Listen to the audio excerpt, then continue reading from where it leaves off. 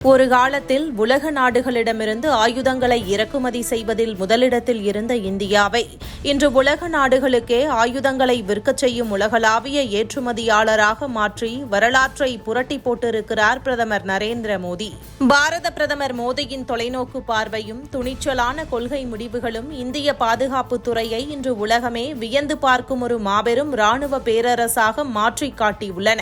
இனி நம் நாட்டு ராணுவம் பிற நாட்டு ஆயுதங்களை நம்பியிருக்க கூடாது என்ற பிரதமர் மோடியின் ஆத்ம நிர்பர் பாரத் மற்றும் மேக் இன் இந்தியா முழக்கங்களை வெறும் வார்த்தைகளாக இல்லாமல் இந்திய பாதுகாப்பு துறையில் ஒரு மாபெரும் புரட்சியையே வெடிக்கச் செய்துள்ளன.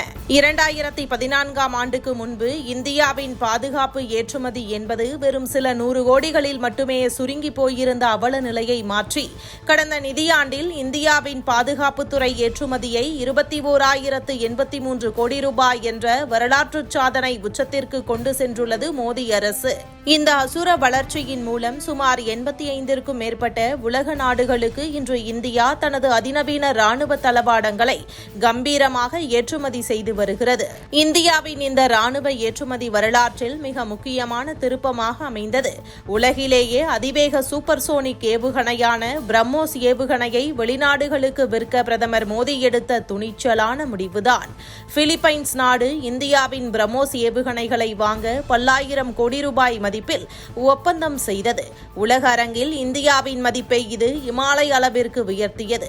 இது மட்டுமின்றி இந்தியாவின் ஆகாஷ் ஏவுகணை அமைப்பை வாங்குவதற்கும் இந்தியாவிலேயே தயாரிக்கப்பட்ட அதிநவீன தேஜஸ் போர் விமானங்கள் மற்றும் இலகுரக ஹெலிகாப்டர்களை தங்களின் ராணுவத்தில் சேர்ப்பதற்கும் தென்கிழக்கு ஆசியா, மத்திய கிழக்கு மற்றும் ஆப்பிரிக்க நாடுகள் இன்று இந்திய வாசலில் வரிசையில் காத்து நிற்கின்றன. பிரதமர் மோடியின் அரசு பொதுத்துறை நிறுவனங்களுக்கு முழு சுதந்திரத்தையும் நவீனமயமாக்கலுக்கு 2.19 லட்சம் கோடி ரூபாய் நிதியையும் வழங்கி அவற்றின் உற்பத்தி திறனை அசுர வேகத்தில் உயர்த்தியது மட்டுமல்லாமல் டாடா மற்றும் L&T போன்ற இந்தியாவின் முன்னணி தனியார் கார்ப்பரேட் நிறுவனங்களையும் ஆயுத உற்பத்தியில் பங்கேற்கச் செய்து ரெட் கார்பெட் விரித்தது.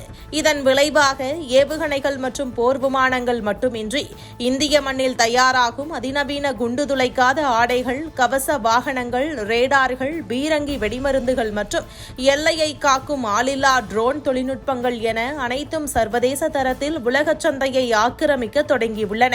உள்நாட்டு பாதுகாப்பு உற்பத்தியை 1.78 லட்சம் கோடி ரூபாய் என்ற அசாத்திய எல்லைக்கு கொண்டு சென்று உலக அரங்கில் இந்தியாவின் இந்த ராணுவ விஸ்வரூபத்தை நிகழ்த்தி காட்டியது பிரதமர் நரேந்திர மோடி என்ற ஒற்றை தலைவனின் இரும்புப்பிடி போன்ற ஆளுமையும் தேசபக்தியுமே ஆகும்.